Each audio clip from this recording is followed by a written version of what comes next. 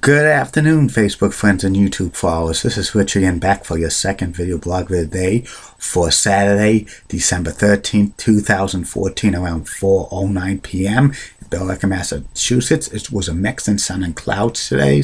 We reached over 40 degrees today, and that's good. Going to be another sunny day tomorrow, and we're going to stay around 40, 41 tomorrow. Some news to report.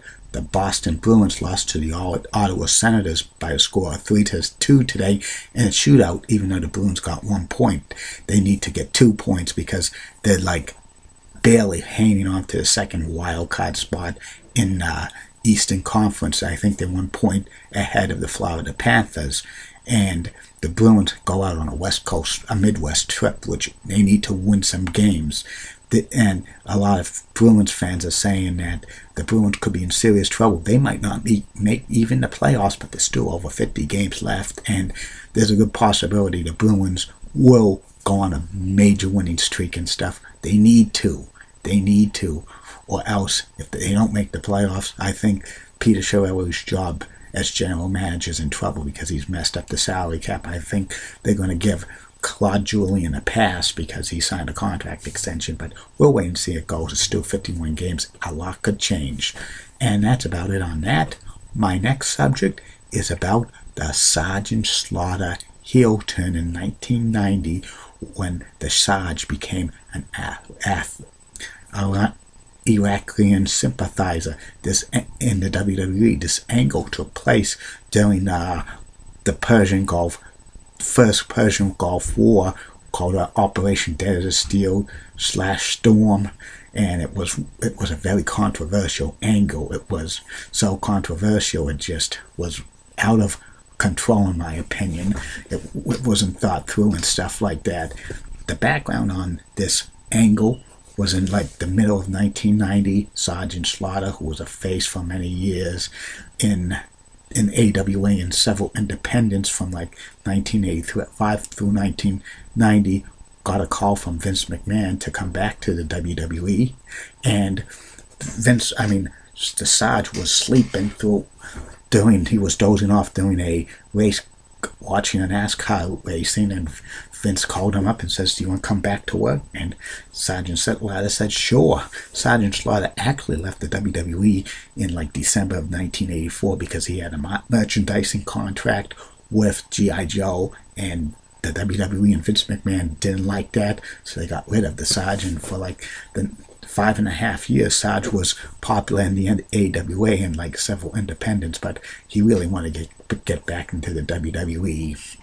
And Vince McMahon has told him that he had a plan for WrestleMania 7, which was going to be held at the Los Angeles Memorial Coliseum. He says he wanted Sergeant Slaughter to be in the main event, an angle with Hulk Hogan. And the Sarge says, "Are you going to turn Hogan heel?" He says, "Absolutely not. I'm going to turn you heel, and you'll be the biggest heel in the world." And this is when the time Iraq went into Kuwait and attacked Kuwait. He laid it all out on the line for this angle that the Sarge was going to be either Iraq sympathizer supporting Saddam Hussein and stuff like that. The angle started in like the middle of August of 1990 when they showed vignettes of Sergeant Slaughter coming back to the WWE. These vignettes says that Sarge was saying America has gone soft and stuff like that, and they were supporting like the Cold War enemies like Russia, because this is when Nikolai Volkov, who was part of the Bolsheviks with Borisukov, turned face on Borisukov. Nikolai Volkov was an aging wrestler, and I don't know why they was turning Volkov face for that. That made absolutely no sense, in my opinion. And the Sarge was saying that America was going soft, and he wanted to come back to the WWE and show Nikolai Volkov something and stuff like that. And then the Sarge made his debut on television. He had the drill music and stuff, and he was being booed like crazy. And then he was on SummerSlam 90. He had an interview with Brother Love. And a few weeks later, Sergeant Slaughter had a new manager. And this manager was Sheikh Adnan al-Qaisi, but he was renamed General Adnan. And Adnan dressed up like Saddam Hussein. Adnan al-Qaisi is really from Iraq. And he was actually worked for Saddam Hussein years ago, back in the 60s and stuff. That's a true story. And anyway, this Sergeant Slaughter was continuing to feud with Nikolai Volkov, and he dominated Nikolai Volkov. Volkov was just over the hill. This face turn was absolutely unnecessary and pointless, in my opinion, and that's how Sarge developed into a heel and stuff. And then Sergeant Slaughter was scheduled to face off against the Ultimate Warrior at the Royal Rumble 1991, and the Ultimate Warrior was a flop big time as WWE champion. There were plans that for WrestleMania 7 originally it was going to be the Ultimate Warrior in a rematch against Hulk Hogan for the WWE title, but those plans needed to be changed because the Warrior was such a big flop as the WWE champion. The house show attendance plummeted and stuff like that, and they needed to get the belt off of Warrior. And they were hyping Sergeant Slaughter as like a major heel. In the interviews and stuff, he was calling the Ultimate Warrior the Ultimate Puke and stuff. A few weeks before the Royal Rumble, that Sergeant Slaughter got new wrestling boots, and the boots resembled the ones with the pointed toes like the Iron Sheik. And Sergeant Slaughter was going to dedicate his winning the WWE championships to Saddam Hussein and stuff like that. And when the Royal Rumble came about at Miami, Florida, between the Ultimate Warrior and Sergeant Slaughter, it was the first time the WWE title was defended at the Royal Rumble 1991. It was a good match. Interference by Macho King Randy Savage. He hit the Ultimate Warrior with the scepter. Sergeant Slaughter goes down. Pins the Ultimate Warrior. 1, 2, 3. Sergeant Slaughter's new WWE champion, stuff like that.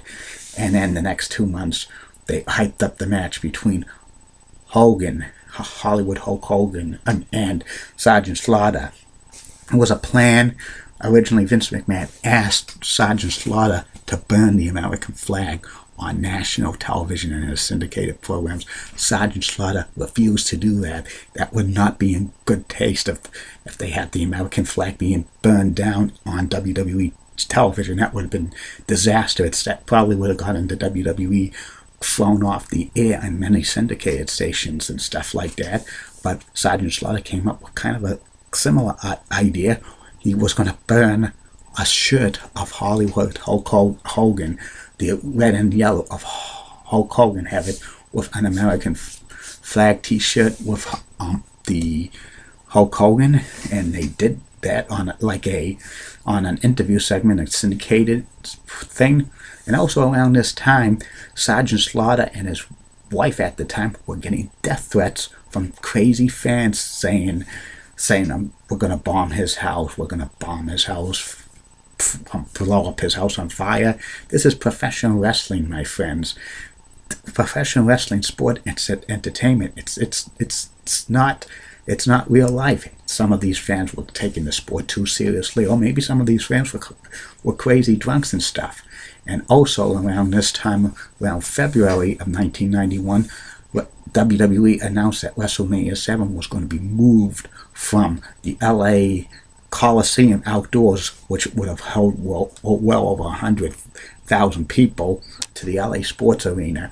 The storyline says that WWE was afraid of bomb threats and stuff because of the Gulf War and stuff, but the real reason why they had to move it to the Los Angeles Sports Arena, poor ticket sales.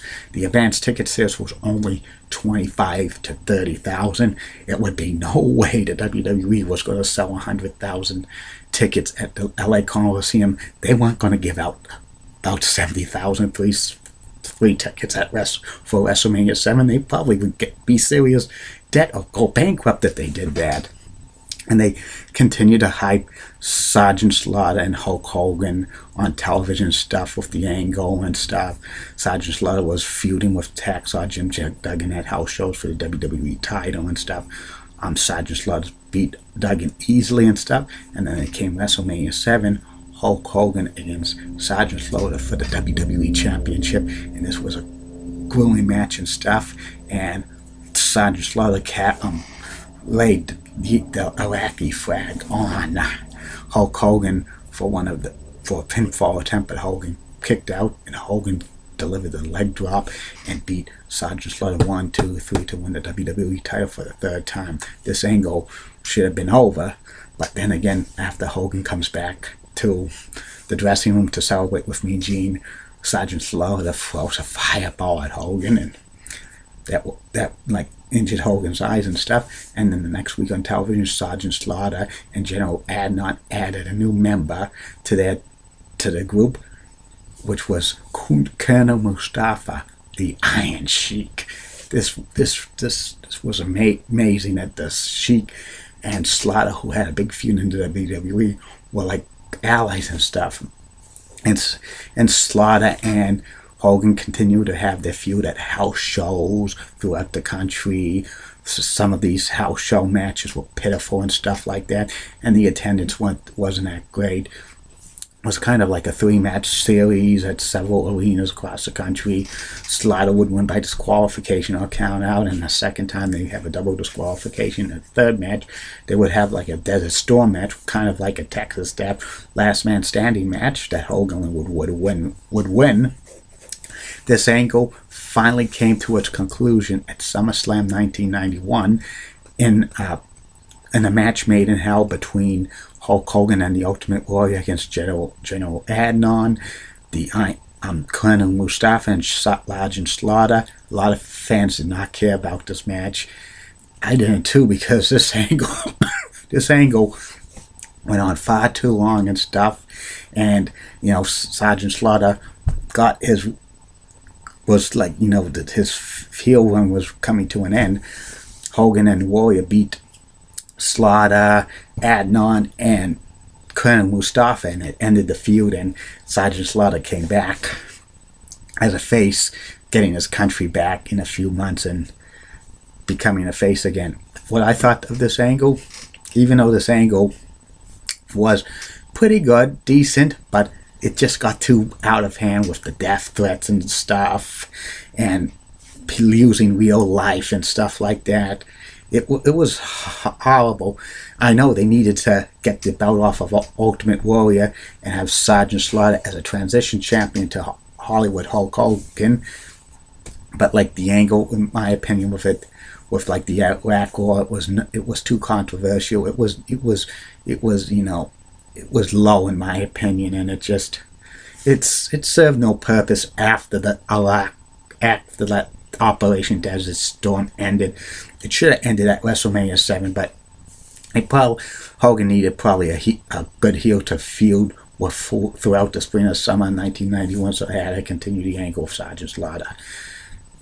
I consider this like one of the most controversial angles of all time. Sergeant Slaughter won the 1991 PWI Most Hated Wrestler of the Year because of this.